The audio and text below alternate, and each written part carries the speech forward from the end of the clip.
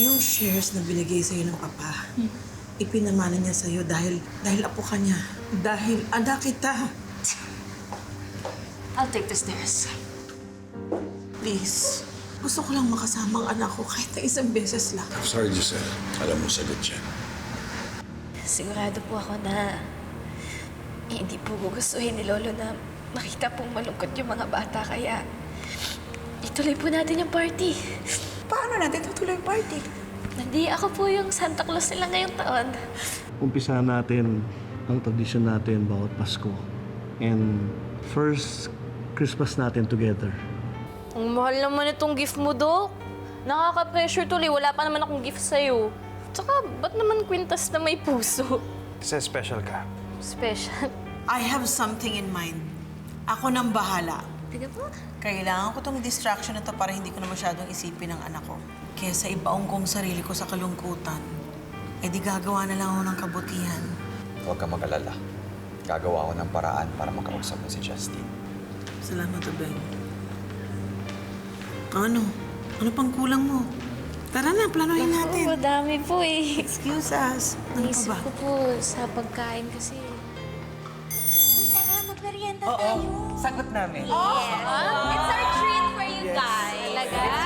Tagal na nung last time. Oo. Eh kasi meron kaming announcement na sasabihin. Oh. Parang saya-saya nun. Babalik na kami dito sa event! Hindi na kami ulit mag-comment! Ano, parang si Ma'am Giselle mismo yung nagpabalik sa amin dito. Yung pakiramdam namin, para kami mga diamonds na we're so appreciated. Oh my God! Speech naman to, best actor. Best actress. Masaya ako na babalik na kayo dito. Ay, thank you, Doc. Agree.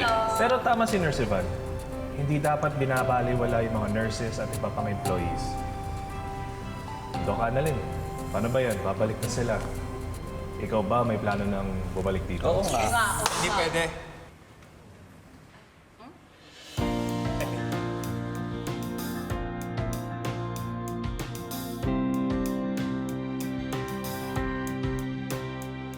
I mean, kailangan si Doc Annalyn sa East Ridge. Kailangan sa East Ridge o kailangan mo? Kailangan mo ba ako? Kailangan sa mo. East Ay, ang ingay niyo. Tama na nga yan. Baka pwedeng i-organize na lang natin yung pinaplano kong party. Ay, sige, bet namin yan, Doc. Kami mag-host, Yes. diba? Kami. Talaga? Kaya namin yan. Thank you.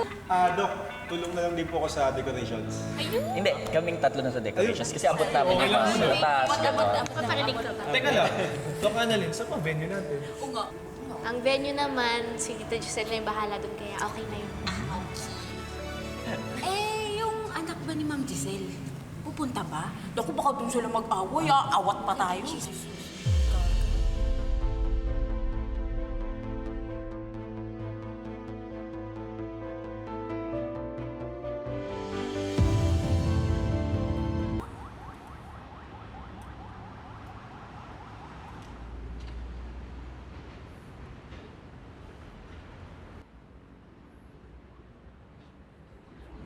Anong ginagawa mo dito?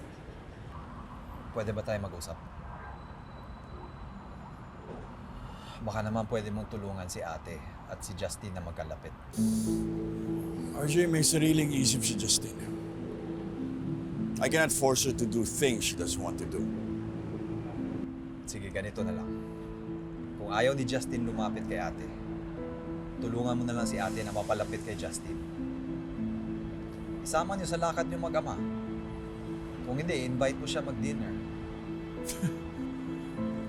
I wouldn't want to do that. Bakit naman? Hindi ko siya kilala. Ang labo naman. Hindi ba kayo nagkarelasyon? Yes, nagkarelasyon kami briefly. But then she left me without a warning. Dahil dyan, kaya ayaw mo tulungan si ate? Siya pa rin ang nanay ni Justine. Kung iba to mo ang salitang nanay, para bang hindi pwede itong basagin. Alam mo ba, may mga nanay na sila mismo ang sumisira sa buhay ng kanilang anak. Justine's life was almost ruined by Giselle. At hindi na ako papayag na mangyari ulit yun. Eric, please. Isa pa, Di ba sinabi ko may lakad kami? Sa US. Babalik na kami doon. At sisiguraduhin ko na hindi nyo na kami makikita.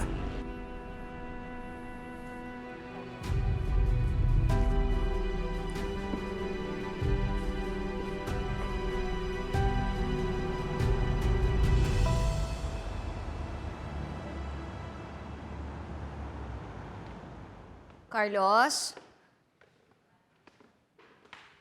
Carlos? Carlos?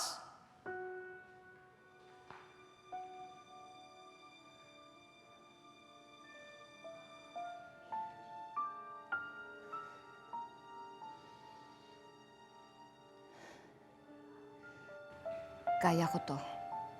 Ligtas ako dito.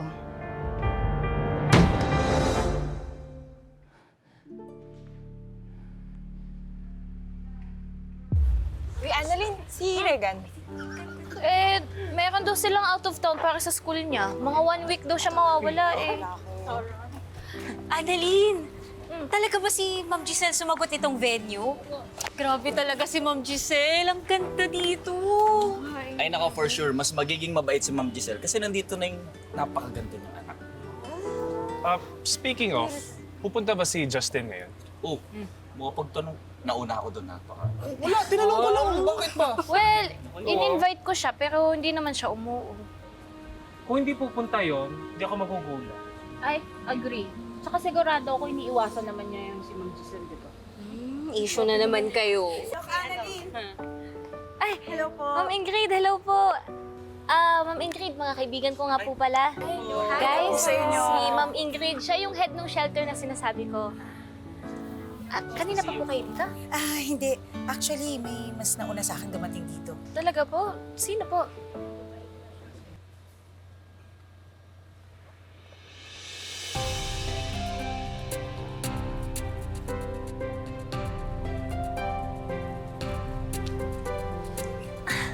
Justin! Anong ginagawa mo dito? Makikiparty ka na sa amin?